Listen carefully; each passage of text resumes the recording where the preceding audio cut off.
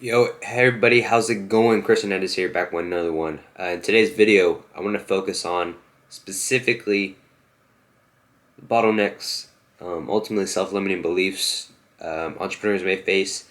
I want to talk about the journey of going from 0 to 10K, right? That first mark, getting that first six-figure month, and ultimately, right? I want to tie that back into day-to-day actions that you can implement, and ultimately what the surface is and what the market is at right now specifically. So with that being said, without further ado, let's dive right into it. If you don't know who I am, I run my own digital ad agency. We specifically focus on helping ecom brand owners, roughly doing 5 to 10K a month. We help them scale to 50K, at times even 100K per month using paid traffic, right? So with that being said, some issues I've been seeing across the board in Facebook groups, comments, reading all the comments. Post iOS 14.5, what's happening so far, right? Well, just from the results and feedback from the market, CPMs have been fluctuating, ROAS has been fluctuating, and the Facebook algorithms, it's in a weird spot, just navigating it, right? You have Facebook algorithm overtracking results, and just some issues across the board as far as Facebook ads, right? People are so quick to jump ship, saying, "Oh, now it's time for me to go to YouTube. Now it's time for me to go to different platforms." Right? I want to touch on a topic specifically at this point, right? Because I made a post on Facebook talking about it briefly, but you have a lot of people who tend to put the blame on another platform, right? Facebook, another blame on just saying that you're not getting results because it's the advertising platform, right? I think a lot of people misinterpret the idea of marketing in general, right? Going back to the fundamentals. If we go back in time, back in the early days, right, where people sold through sending letters, right, through mail, just off copywriting skills, just on being persuasive through text, right? This has been such a fundamental concept, right? Of being able to persuade somebody to buy something on the spot through text, somewhat known as copywriting, has been going on forever, right? So I think as time and technology has progressed, we've just seen a shift in just the factors, right? You don't need to send out letters anymore. You can now, you have the internet, you have everything at the palm of your fingertips, right? So the fundamentals still haven't changed, right? The reason why we're able to sell, the reason why you're able to market, create an ad a certain way, and it's able to blow up and get a lot of purchases is because ultimately human psychology is still there, right? There's a lot of factors that we can control, but human psychology and the human factor is the external factor we cannot control, right? But it's something that we can study, and research has been done multiple times on just human psychology, right? So if we're able to tap into human psychology and use that as part of our marketing sequence, right? When we use that, we take that process and that foundation when it comes time to launching ad campaigns, right? When it's time to shoot new creatives, when it's time to shoot ad copy, right? We have that in the back of our mind, that external factor of human psychology, and when we implement that into our ad creatives, our ad copy, right? That's generally where we see an increase in return on ad spend. That's where we see success, right? Because the factors that you need regarding an ecom brand is that you need a brand that connects with your audience. You need ad creators and ad copy that resonates with your audience and makes them feel a certain way, right, about the product. Maybe it shows the product in action. Maybe it shows you have a creative that shows a product solving a solution, and that ad copy is really tapping in on that solution, right? Tapping into the pain of the market. When you're able to implement these philosophies across the board, I think generally your advertising is going to get better and you're going to see better results, because it doesn't just come down to the specific platform. It's a whole process, and it comes down to the website, congruency on the website, the funnel layout of your ad campaign. What is your story? What's the theme?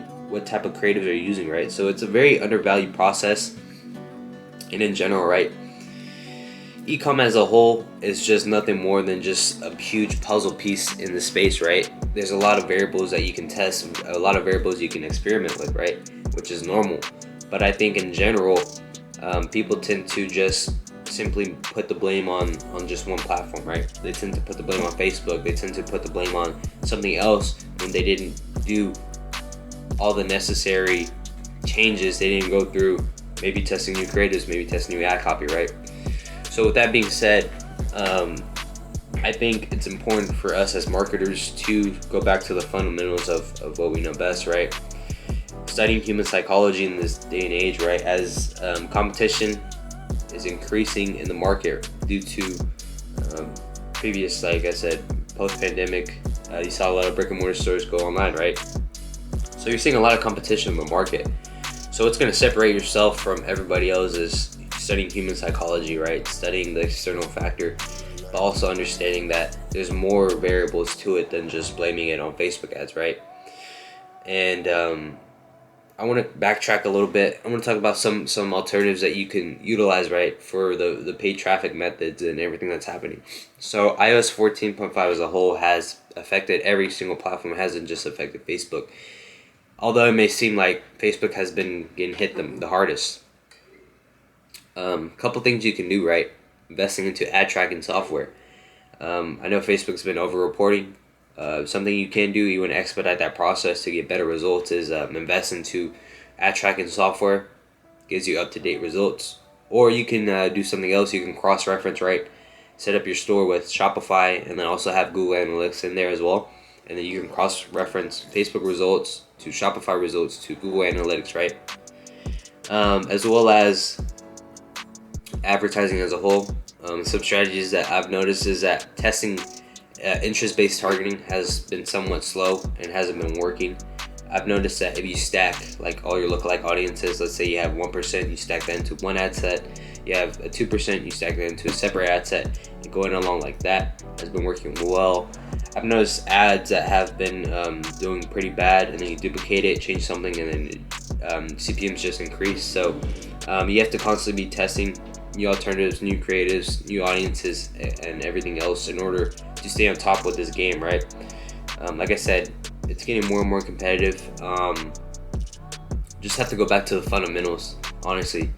And in regards to what I'm telling my clients when I bring them on, right? Well, I make the expectation super clear, very realistic.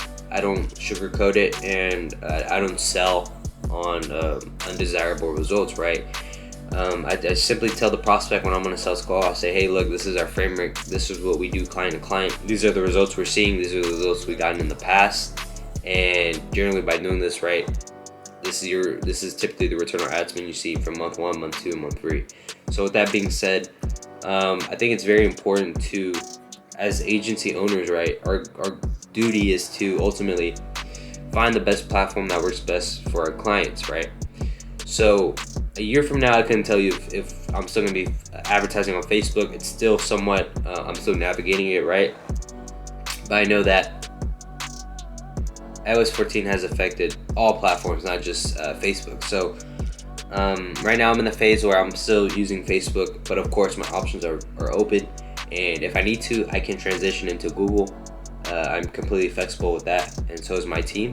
And then if so, we'll just make adjustments accordingly. So I think it's important as entrepreneurs, as ad agency owners, it's super important to navigate the storm and not be too quick to jump ship, right? Understand that there's more levels to it than just simply blaming your problems on your Facebook ad. Facebook ads not delivering results, right? Could be your ad creatives, could be your ad copy, could be your audience, could be a bunch of variables, right? So it's very important to test, to keep testing, to continuously test. And with that being said, guys, that's really all I have for you. If you enjoyed this content, please show some support by liking, commenting, subscribing. More content coming soon. And if you want me to cover a certain topic, put that in the comment section down below. But other than that, that's really all I have for you guys. Hope you enjoyed.